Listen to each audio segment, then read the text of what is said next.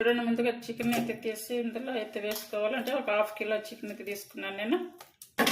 1/2 spoon వరకు పసుపు, అలాగే 1 కప్ అయితే ఇలా క్రీమీగా చేసుకొని పెరుగు వేసుకోవాలి. టమాటో ప్యూరీ అండి ఇది.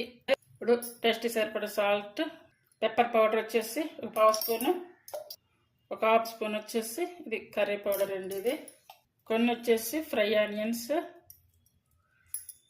ఇవన్నీ కూడా బాగా మిక్స్ చేసుకోవాలి. అలాగే 1 స్పూన్ వరకు అల్లం వెల్లుల్లి పేస్ట్. ఇప్పుడు ఇది ఇలా కలిపి ఒక 10-15 నిమిషాల వరకు ఇలా పక్కన పెట్టాలి. చిల్లీ చికెన్ తయారు చేసుకోవడానికి ముందుగా స్టవ్ మీద అయితే ఒక కడాయి పెట్టేసుకొని ఇందులో ఈ బటర్ అయితే వేసుకోవాలి. అలాగే 1 టేబుల్ స్పూన్ వరకు ఆయిల్, అలాగే 3 పచ్చిమిరపకాయలు తీసుకొని ఇలా కట్ చేసుకోవాలి. చూడండి, ఇలా వేయించుకున్నాము కదా. ఇప్పుడు ముందుగా కలిపి పెట్టుకున్నటువంటి ఈ చికెన్ వేసుకోవాలి.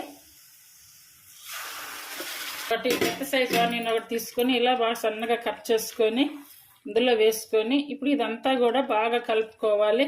ఇప్పుడు ఇది ఉడికే కొద్ది వాటర్ వస్తాయి కదా, ఈ వాటర్ అంతా బయటకు వచ్చి అలాగే ఇదంతా కూడా ఇంకిపోయే వరకు, అంటే ఈ లోపు మనకి చికెన్ కూడా ఉడుకుతుంది. మూత పెట్టుకొని ఆను మెడల మీదకి మార్చుకుంటూ ఇది ఉడికించుకోవాలి. చూడండి, నీరు అయితే ఎంత నీరు వచ్చిందో. 1/2 స్పూన్ వరకు జీరా పౌడర్, 1/2 స్పూన్ వరకు ధనియాల పౌడర్, 1/2 స్పూన్ వరకు గరం మసాలా. కారం వచ్చి నా టేస్ట్ని బట్టి వేసుకోవాలి. నేను 1 స్పూన్ అయితే కారం వేసాను. అలాగే కస్తూరి మేతి వచ్చేసి 1 స్పూను వేసుకోవాలి. కొంచెం వాటర్ అయితే పడతాయి. ఆ వాటర్ కోసంగా మనం హాట్ వాటర్ అయితే వేసుకోవాలి. ఒకసారి సాల్ట్ కూడా సరిపోయింది లేదంటే ఇందాక కొంచెం వేసాను కదా, సరిపోయింది లేదని చెక్ చేసుకొని వేసుకోవాలి.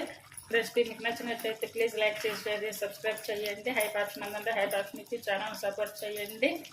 అలాగే ఈ రెసిపీని తయారు చేయడానికి ట్రై చేయండి. చూడండి, మనకి అంతా కూడా బాగా ఉడికిపోయింది. ఇది రైస్, రోటీ, చపాతీలకి, పూరీలకి అన్నిటికీ చాలా బాగుంటుంది. చూడండి, బాగా ఫ్రెష్ కరివేపాకండి. ఇదైతే ఇప్పుడు వేసుకోవాలి. అలాగే పచ్చిమిర్చి. ఈ టైప్లో కొత్త వాళ్ళు కూడా చాలా ఈజీగా చేసేస్తారు, చాలా బాగుంటుంది. ఇలా ట్రై చేయండి.